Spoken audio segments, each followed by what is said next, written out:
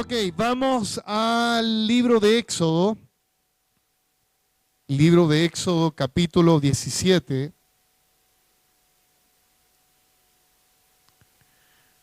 Versículo 10 al 13. Éxodo 17, no es óxido, es Éxodo, ¿ya? Versículo 10 al 17. Ahí está. Vamos a leer desde el 8 mejor para entender el contexto. Vamos a leer desde el 8. Dice así la palabra del Señor. Entonces vino Amalec y peleó contra Israel en Refidim. Y dijo Moisés a Josué, escógenos varones y sal a pelear contra Amalec mañana. Yo estaré sobre la cumbre del collado y la vara de Dios en mi mano. E hizo Josué como le dijo Moisés.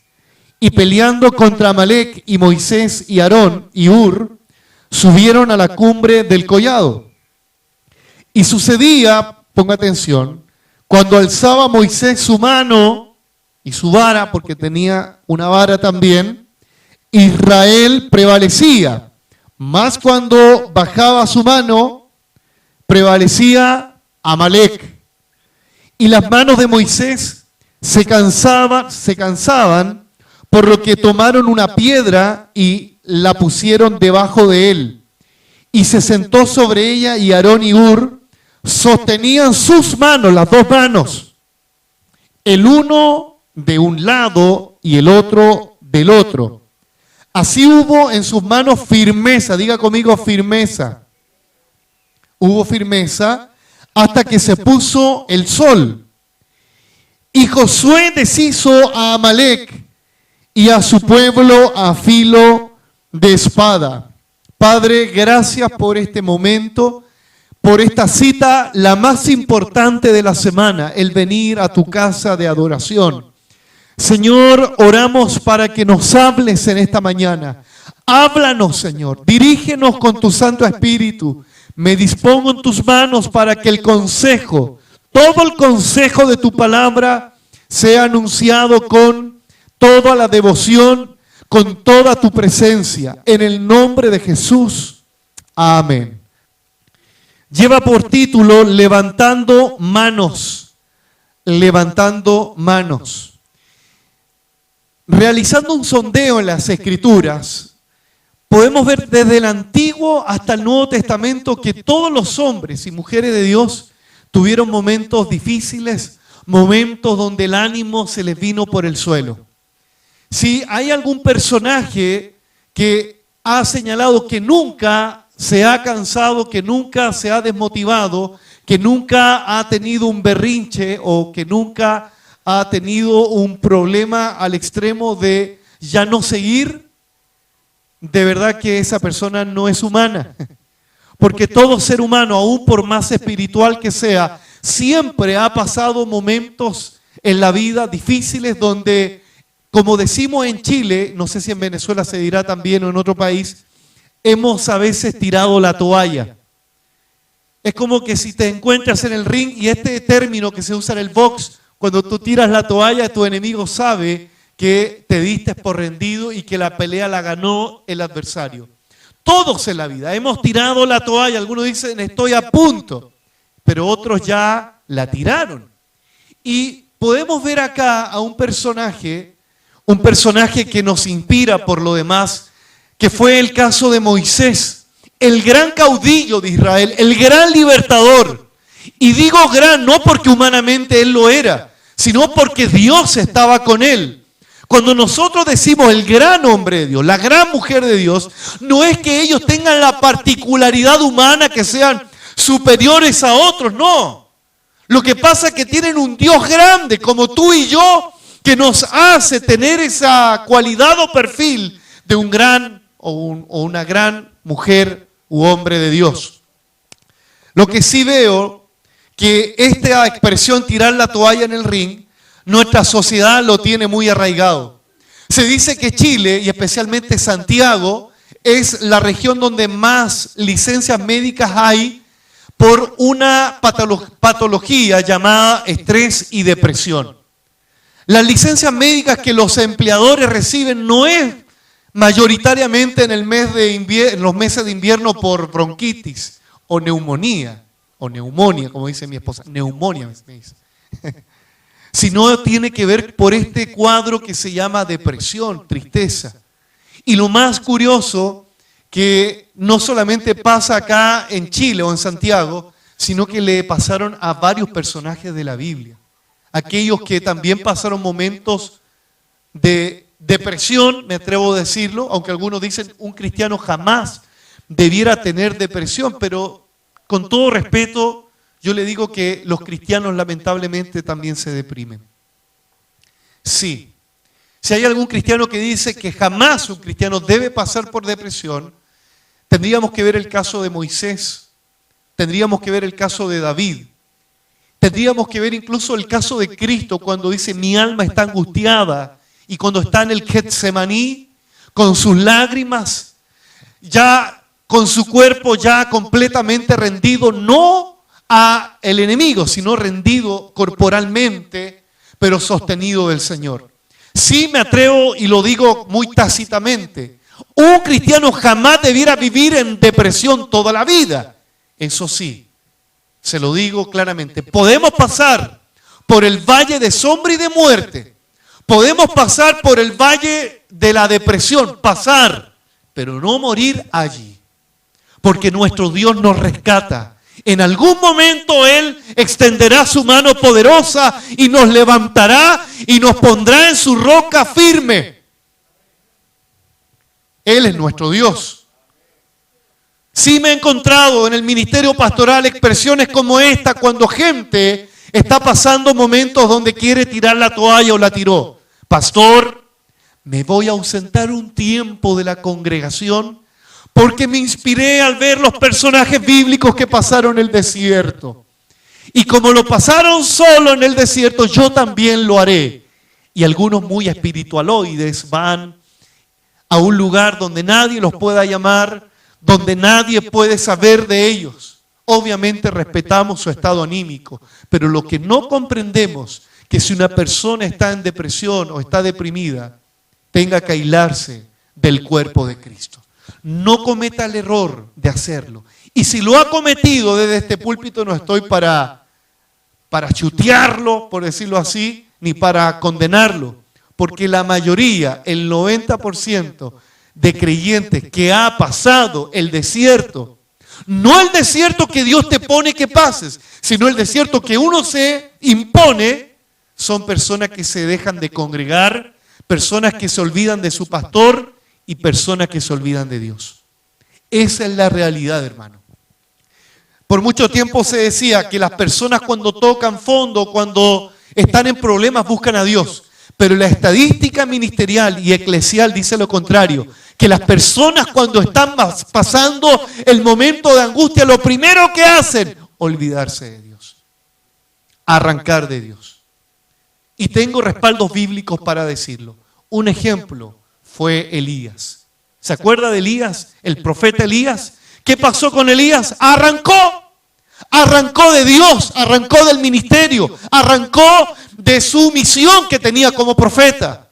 Por lo tanto, sí le puedo decir que hay estadísticas en la Escritura de personas que cometen el error de aislarse, de dejar la congregación, de dejar la consejería pastoral, de dejar el ministerio, dejarlo todo por un pinchazo de este mundo. Yo no sé cuál es la condición que hoy tú te encuentras, pero Dios te dice que debes pasar esto no solo, sino que acompañado del Señor y a través del cuerpo que es su iglesia. Amados, aunque hoy nos encontremos sin fuerza, hipotéticamente hablando, porque a lo mejor alguien hoy día está con todo el fuá, está con toda la energía, pero alguno a lo mejor está debilitado, desanimado. Pero aunque te encuentres sin fuerza, sin ánimo de avanzar, Dios proveerá de recursos para levantarte. Dios proveerá de recursos para levantarte. Algunos dicen inmediatamente, se me va a aumentar el sueldo. Dios me va a dar el recurso que necesito salir de esta deuda. Mire, mientras preparaba esta palabra, el Espíritu Santo me sopló al oído y me dijo cuál es el principal recurso que Él ocupa para levantarte. Y lo vamos a ver. En esta oportunidad quiero hablar solamente de un punto, no de 3, ni de 5, ni de 7, pero de un punto que le vamos a sacar el jugo de cómo Dios se vale de este recurso para poder levantarnos, para poder seguir adelante, para no abortar la misión que Él nos encomendó, para seguir fieles, tomados de su mano en medio de las tormentas. Y el principal recurso tiene que ver con las personas que aman a Dios. Ese es el principal recurso. No estoy diciendo que usted dependa 100% de las personas, no. Estoy diciendo que dependa 100% de Dios. Pero Dios tiene medios y su principal medio es su cuerpo, la iglesia. Así Dios le plació. Nos necesitamos. ¿Qué ocurre acá en Éxodo capítulo 17, versículos 10 al 13? Vemos que Moisés sale desde antes de este capítulo, viendo el historial de Moisés. Dios llama a Moisés en el desierto, en una zarza que ardía y no se consumía. Posteriormente Dios le dice a Moisés, desde ahí, ponga atención, la ruta de Moisés. El historial. Dios le dice, Moisés, tienes que enfrentar a Faraón. Y tienes que decirle a Faraón, deja ir a mi pueblo libre para que me celebre fiesta. Deja que mi pueblo sea libre para que me adore. El primer desafío de este hombre, el primer impacto emocional, es que este hombre que era tardo para hablar, tenga que tener una conferencia con alguien importante, y nada menos que con Faraón. Yo te hago una pregunta, no sé si te ha tocado esto, cuando tuviste que ir a una entrevista con el gerente general de la empresa. Te hago la pregunta, si el lunes, mañana, te tocara esa entrevista y sabes que es el mejor trabajo, el cual nunca has tenido, el domingo, ¿cómo duermes?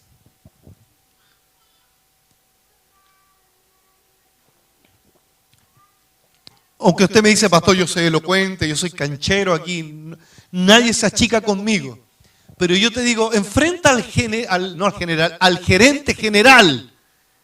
Y sabes que es el trabajo que va a asegurar económicamente a tu familia. Sobre estos hombros, sobre los tuyos, está la gran responsabilidad. ¿Cómo dormirías, David? ¿Cómo dormirías esa noche del día domingo? No dormiría de partida, ¿cierto? A algunos les faltaría uña. El primer choque emocional que tiene Moisés es un desafío. Moisés se atreve, pero obviamente que va con Aarón. Aarón, el hermano, era el que le ayudaba a expresar las palabras.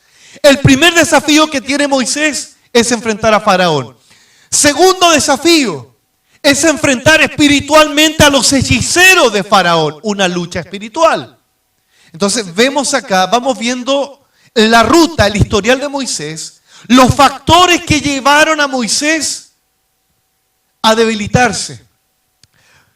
Va donde Faraón y Faraón les muestra todo el poder de los hechiceros y Moisés tiene que tirar la vara, ¿cierto? Y la vara se convierte en serpiente porque ellos también tenían serpientes con sus hechizos. Y la vara de Moisés se convierte en una serpiente más grande y come a las demás. Ganó una lucha espiritual. O sea, Moisés está agarrando fuerza, pero también va desgastando. Porque hermanos, yo les digo esto como paréntesis, no sé si le ha pasado a los que ministran, hermano Luis, pastor Misael, a los maestros. Cuando uno ministra, coordina, predica, mi esposa sabe, y algunos familiares, yo llego a la casa rendido, pero como que se hubiese estado peleando contra 100, hermano. Porque hay un impacto físico, espiritual, emocional. Y lo único que quiero llegar es comer una rica cazuela. Es un aviso, hermano, por si un día le visito después del culto. Un colchón blandito y que nadie me interrumpa. Eso es lo que yo deseo. Moisés ya llevaba 2 rounds. Primero Faraón, después hechiceros. Después Faraón endurece el corazón y el Señor le dice a Moisés que nuevamente hable con Faraón y envíe plagas. Él vio todo lo que ocurrió con Egipto. Un choque emocional, físico, ver que el hijo de los primogénitos egipcios, incluso los niñitos murieran. O sea, un impacto fuerte. O sea, ver ese cuadro, uno lee la Biblia como que a veces está leyendo el Condorito, hermano, así como, sí. No, ponte en el caso de Moisés, hermano, ver a niños morir. Emocionalmente, ¿cómo te encuentras si estás ahí? Después Dios saca a Israel con victoria, llegan al desierto y antes de llegar al desierto está el Mar Rojo. Están los egipcios que vienen como la guerra de las galaxias, el imperio contraataca. Entonces ellos vienen con carros, faraón, caballos y ellos están atrás con el Mar Rojo. Imagínate todo un pueblo reclamándole, gritando, Moisés, ¿por qué nos trajiste acá? Una presión de la familia. Y Moisés con el temor, porque otro factor que a Moisés también tuvo que pasar, el temor, hermano. Porque Moisés no era un ángel, era un hombre común y corriente y que tenía a su espalda el Mar Rojo. Si ellos pasaban el Mar Rojo, se ahogaban. O dígame que a usted no le haría miedo si usted se pone en la roca ahí con el agua. Ya, hermano, usted empieza las cañuelas a temblarle. Aunque usted sea el mejor nadador. Y algunos se hacen pipí, ese es otro tema. Usted ya comienza a tener temor. Pero Dios le dio victoria a Moisés. Dios abrió el Mar Rojo. Pasaron en seco. ¿Y qué pasó? Que tuvo que ver otra mortandad Moisés. Los egipcios murieron. Imagínate ver gente ahogada. O sea, veamos de esto desde el punto de vista espiritual y natural. ¿Cómo sería el impacto que tú veas por lo menos 300 caballos con jinetes ahogados en el mar? ¿Cómo tú lo verías? La pregunta es, emocionalmente, físicamente y espiritualmente, ¿cómo estaba Moisés? ¿Cómo estaba? Se estaba desgastando. Sí, por hermano. Algunos dicen, sí, murieron los egipcios, pero pone en la retina del niño hebreo ver esa escena. Y Moisés que tenía que mirar, porque Moisés tenía que mirar hasta la última oveja que saliera y cruzara el mar, porque los israelitas miraban hacia adelante, pero Moisés tenía que estar mirando hasta que el último hebreo saliera. Llegan a un lugar, a un desierto, y el primer lugar donde llegan es Mara. Las aguas eran amargas y el pueblo empieza a reclamar nuevamente. Su primer reclamo empieza desde el Mar Rojo, segundo reclamo en Mara. Y reclamaron, ¿para qué nos trajiste acá? Hubiésemos muerto en Egipto, mejor habían allí cementerio, en fin. Dios tuvo misericordia, les dio agua.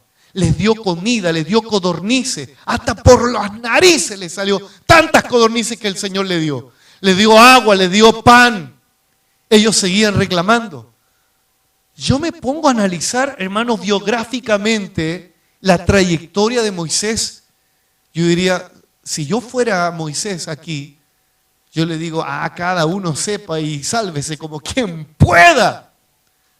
Imagínate, hermano, una cantidad de israelitas a cargo de solo un hombre, que posteriormente Dios le dio la sabiduría a través de Jetro, que le dio un consejo para que pusiera príncipes, representantes de cada grupo.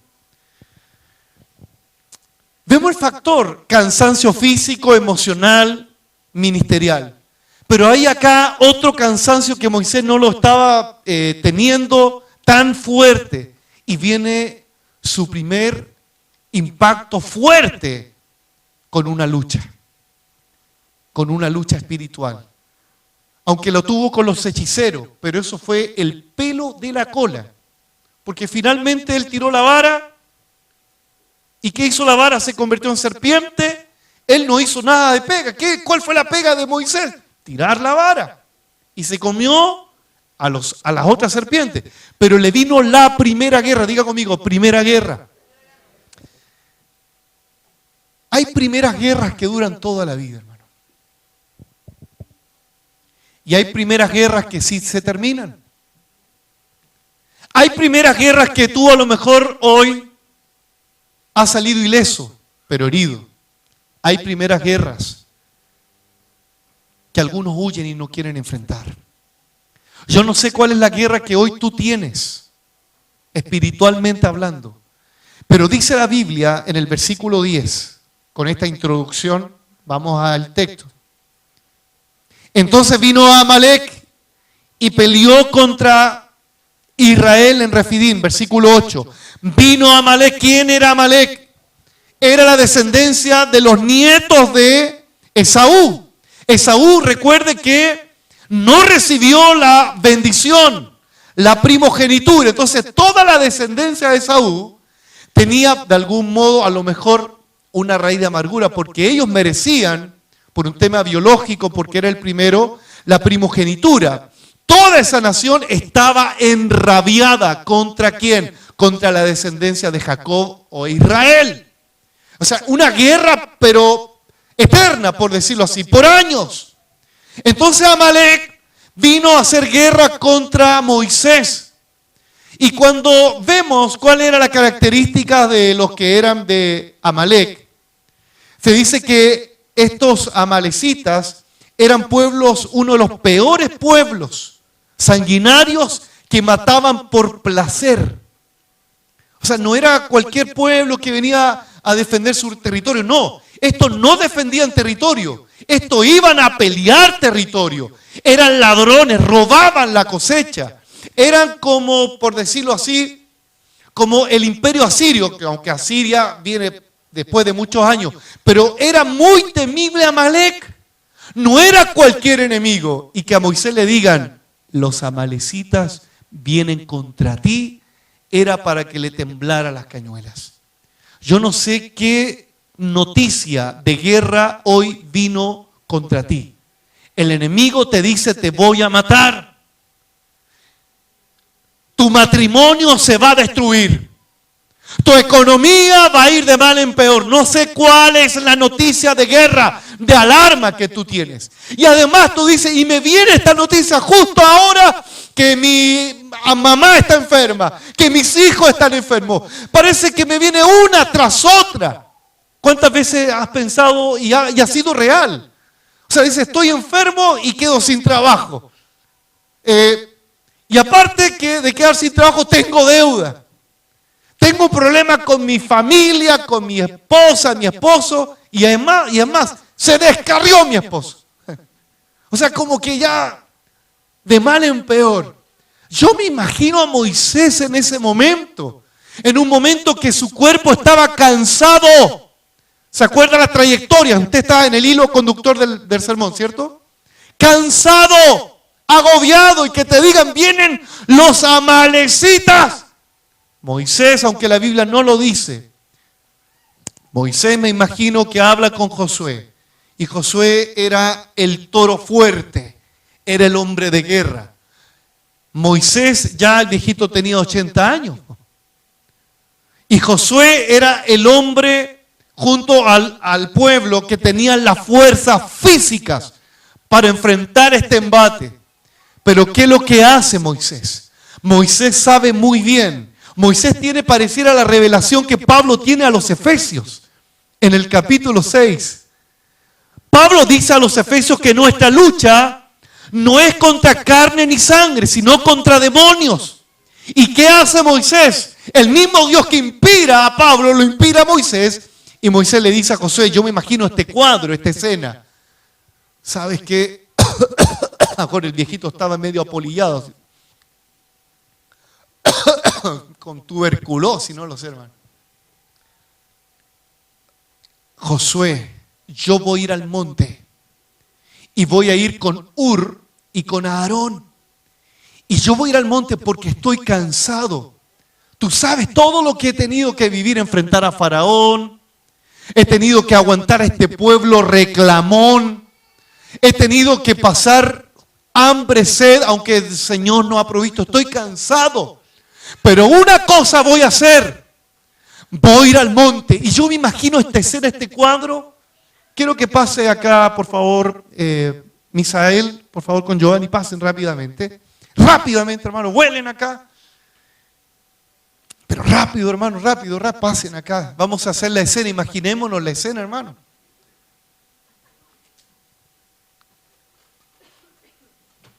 Yo soy Moisés, pónganle caso, yo soy el abuelito. Y yo le digo, estoy cansado. Necesito otro. Agustín, ¿puede venir, por favor? Venga, Agustín. Entonces, ok. Vamos a ver la escena, hermano. Entonces, Agustín va a ser Josué. No el de la teleserie, hermano. ¿Ya? Se parece por la hora, ¿sí? Entonces, yo le digo, ya estoy un poco ya viejito, no un poco, ya 80 años, hermano.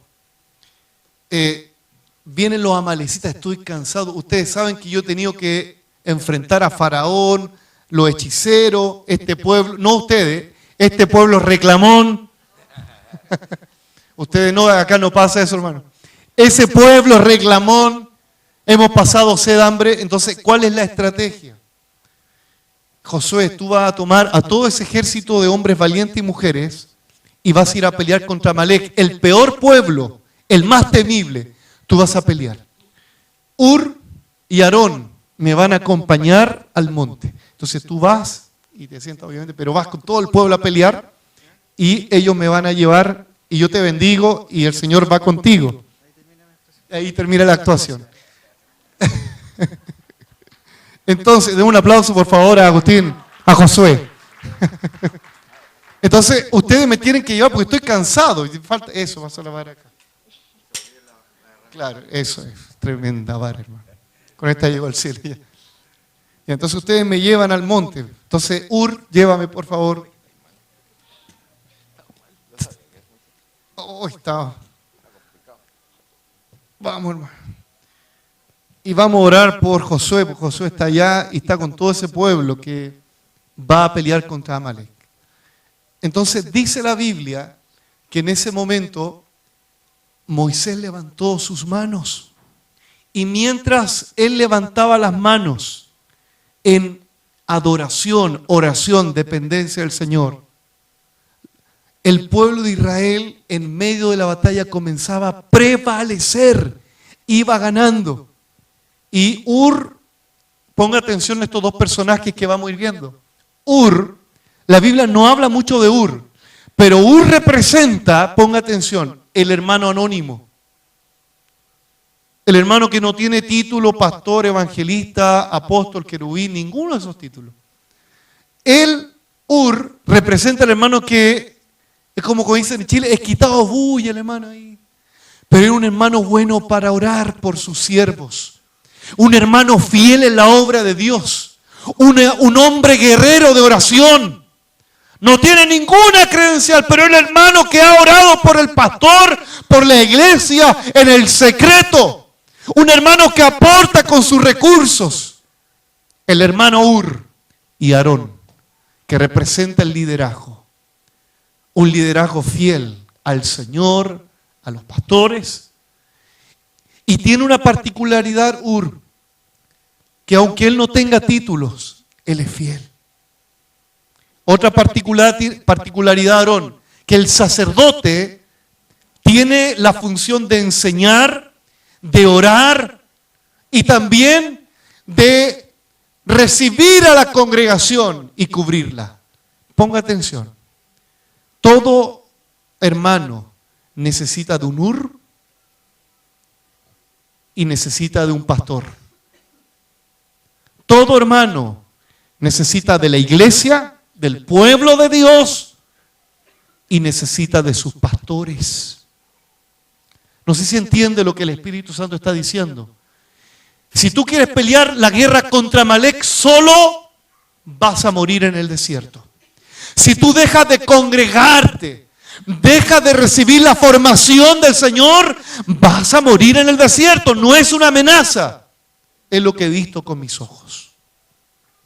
Y dice la Biblia que estaba allí Moisés. Pero Moisés se cansaba. Y tanto que se cansó que necesitó una piedra, algo donde sentarse.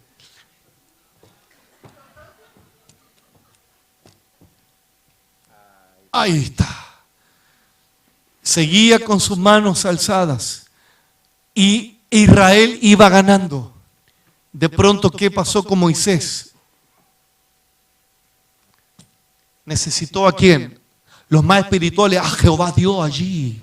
Sí, hermano. Pero Jehová Dios usa a quién. ¿Quién es el principal recurso? Las personas. Ur representa al pueblo. Aarón representa a quién? Al liderazgo. Entonces, ¿qué hicieron ellos? E Israel prevalecía. ¿Y qué pasaba cuando Moisés bajaba los brazos?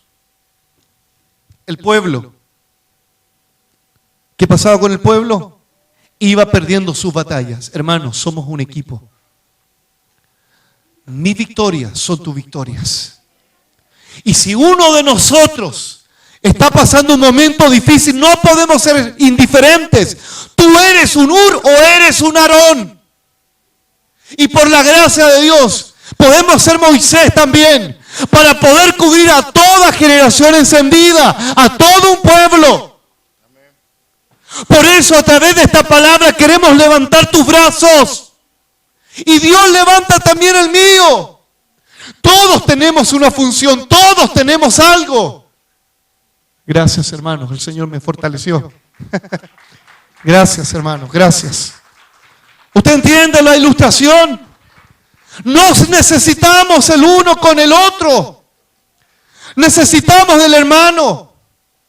Por eso, sí, como dice el apóstol Pablo, a los que son espirituales, a los que tienen una madurez en el Señor, a los que pueden soportar las batallas. Gálatas 6, 1, dice: si ustedes sorprenden a alguien en una falta, en una debilidad, incluso en un pecado, vosotros que sois espirituales, restauradle, levántenle las manos. Levántenle las manos. No sea que tú también seas tentado y caiga en lo mismo. ¿Cuántos espirituales hay acá que no solamente se jactan en decir: aquí está tu siervo, nunca ha cometido adulterio? Aleluya. Aquí está tu siervo, no soy como los otros pecadores que se congregan una vez al mes. ¿Sabe lo que veo acá del recurso? Como Aarón, un sacerdote, es como lo que expresa el apóstol Judas, no el traicionero, sino el otro Judas.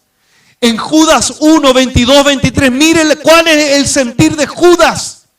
Algunos que dudan, ¿cuántos de nosotros han dudado del Señor? Han dudado del pastor, han dudado de la obra de Dios. Pero el apóstol dice: a algunos que dudan, convencerlo. Levántele las manos, convénzale. ¿Cómo usted puede levantar la mano a aquel que está cansado, abatido? Convénzalo. Ahora, ¿de qué manera? A otros salvad, arrebatándolos del fuego, y de otros tener misericordia. Hermano, el levantar las manos, yo sé que muchas veces, a veces los pastores están cansados y los hermanos simbólicamente le toman las manos. Sí, es un acto simbólico lindo. Pero cuando digo de levantar las manos, seamos prácticos. Si tú ves que un hermano no se congrega, llámalo por teléfono. Si tú ves a un hermano que lo ves triste en la reunión, no andes pensando en qué habrá pecado. Si tú ves que hay una silla vacía y hay una familia que no se ha congregado, levántale las manos y dile: hermano, te amo, el Señor es contigo. Eso es lo que estamos transmitiendo en Generación Encendida. La pega no la hace solo el pastor y el Ministerio de Consolidación de llamar a la gente. El domingo pasado yo le pregunté, ¿usted ha llamado a alguien esta semana a quien no ha visto? ¿Usted sabe por qué el hermano Edison con la hermana Diana hoy día no vinieron? Pues nadie, con excepción de la mamá y de los suegros.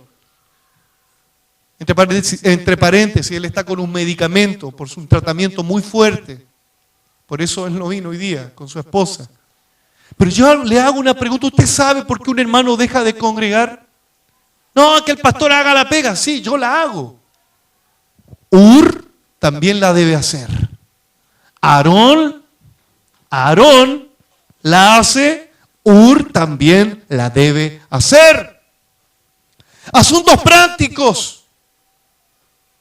En Hebreos capítulo 12, versículos 12 al 13 dice, por lo cual, y le digo a ustedes, levantad las manos caídas, es un mandamiento.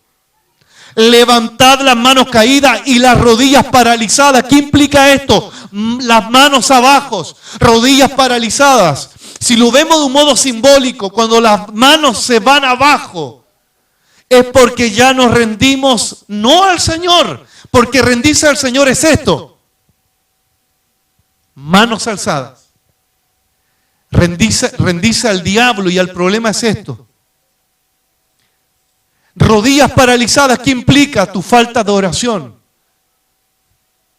Si hay un hermano, o eres tú, o soy yo a lo mejor, que me falta comunión con Dios, rodillas paralizadas ya no se doblan ante Dios. Ya no levanto las manos, sino que las tengo en el suelo.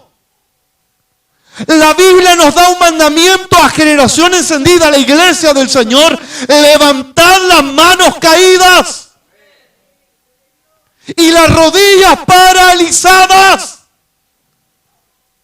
y haced sendas derechas para vuestros pies. Porque suele ocurrir que cuando nuestras manos se van al suelo y nuestra relación con Dios se paraliza, el camino que uno traza ya lo deja de caminar, y cuando el camino, el surco de tierra, no lo transita, ¿sabe lo que ocurre? ¿Qué pasa en el surco de tierra cuando no lo transitas? Aparecen las malezas. Ya el camino se deforma. Se da cuenta que es un mandamiento a mí como a Aarón y a usted como Ur, de levantar las manos caídas y de fortalecer y enderezar las rodillas que están tiesas. Bendito sea su nombre. Para que lo cojo no se salga del camino. ¿Cuántos hermanos hoy vinieron cojo espiritual? Y con esto yo no estoy diciendo que soy el pastor atlético aquí, el que ayuna más, el más bueno para orar, el que viene con el velo como Moisés desde el monte, así. Oh. No, hermano. Con mi esposa siempre nos hemos mostrado naturales nomás, porque tus debilidades son las mías también. Tus mismos problemas yo también los vivo. Y también les digo, voy al baño, hermano. Algunos hermanos pensarán que el pastor no va al baño, que no se imaginan al pastor en el baño. Sí, hermano, voy al baño. Y no le cuento más detalles.